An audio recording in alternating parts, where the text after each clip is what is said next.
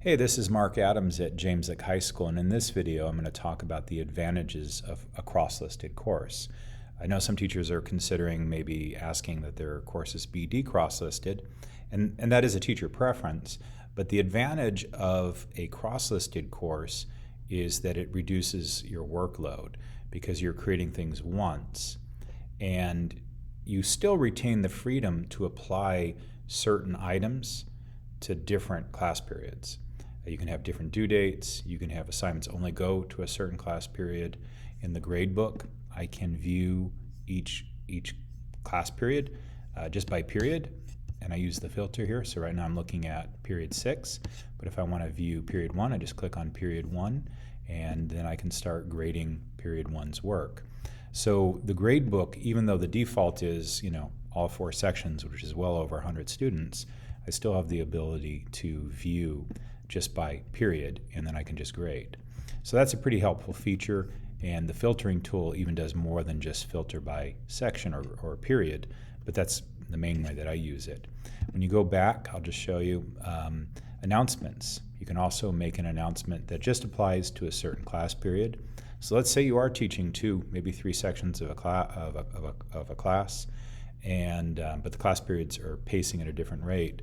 I can post like an agenda item to just period 2, and I can create 4 different announcements if I wanted to, 1 for each class because maybe they're tracking at a different pace. Typically, I kind of tie them together, and if there's some differentiation, I'll just make mention of it in the description. And again, it just kind of cuts down on the workload. When I'm making an assignment, I can create an assignment, and so all the work that I do at the top, the assignment name, the directions, point value, you just go down here, there's a lot of work that gets done into creating assignment. Submission type, if it's a group assignment, peer reviews. But then when you get down here, I could just assign this to one of my sections. And so I'll just select period 1.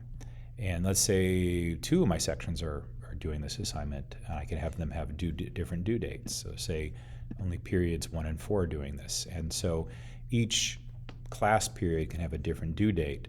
So the neat thing about this system, of course, is all this work that I've done at the top, I've only had to do once. Now, it's true, you can copy over assignments, you can copy over modules, you can copy over quizzes. Pretty much you can copy anything to anything.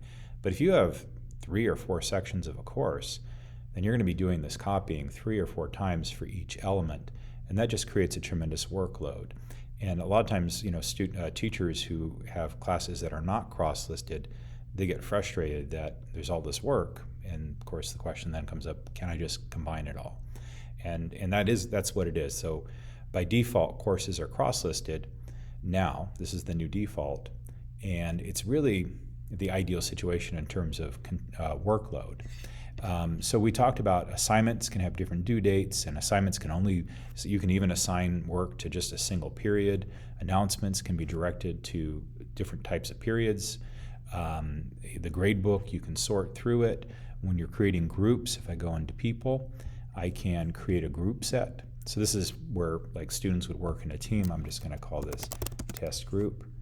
And when I say split by number of students, I can require that it put them in the same section. And even if I allow self-sign up, I can require that members be of the same section. And I can also deselect that. And that's also another tool where if they're working online, they can maybe work with students in another class. It doesn't really come up that much, but it's a possibility. But I guess what I'm pointing out is that most everything over here can be assigned, on a period-by-period basis. So you still have the flexibility of keeping, working with different classes at different paces, but you can also just kind of reduce the amount of labor that goes into creating assignments and just creating content. Modules. A lot of teachers get really involved with modules. Now, I'm just beginning to build a module here, but this module could become very expansive. And again, can I copy the module over to another course? I can. If I have 4 sections, though, I'm doing this 4 times. That's a lot of work. When I modify a module, then do I go in and modify the modules in all 4 sections? So again, you can kind of see a lot of the advantages to having a cross-listed course. There are certain settings, certain situations where having your classes not cross-listed is helpful.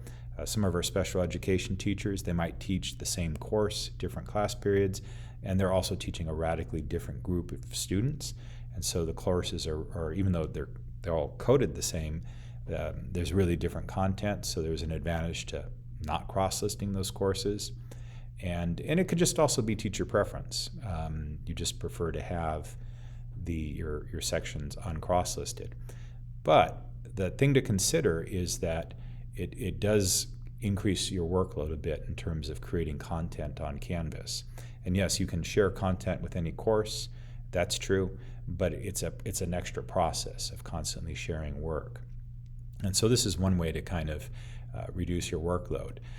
The decision to cross-list or to have it uncross-listed is really something you want to do at the beginning of the semester, because if you do it later in the semester, you're going to lose some content, namely grades from the child courses. We've had situations where teachers, they didn't have their classes cross-listed, and about mid-semester they realized it was just a lot of work, and then they decided to cross-list those courses. They first downloaded their gradebooks and they re-uploaded them. So, there are ways to change your mind as the semester goes, but our experience at James Lake High School has been that teachers are very comfortable working with cross-listed courses, and it's their preference. I'd say about 99% of the time, teachers will want their classes cross-listed. So for many years, we've been having to manually cross-list our courses. In the new system, the classes will by default will be cross-listed, and it's just our experience that tends to be the ideal situation. So anyway, a lot of this does come down to teacher preference, but I just wanted to talk about in terms of just the experience of using Canvas for a number of years. The cross-listing is like there's such an advantage to cross-listing that it's the preference for most of the teachers at James Lake High School. And I just wanted to share that with the rest of the staff in our district.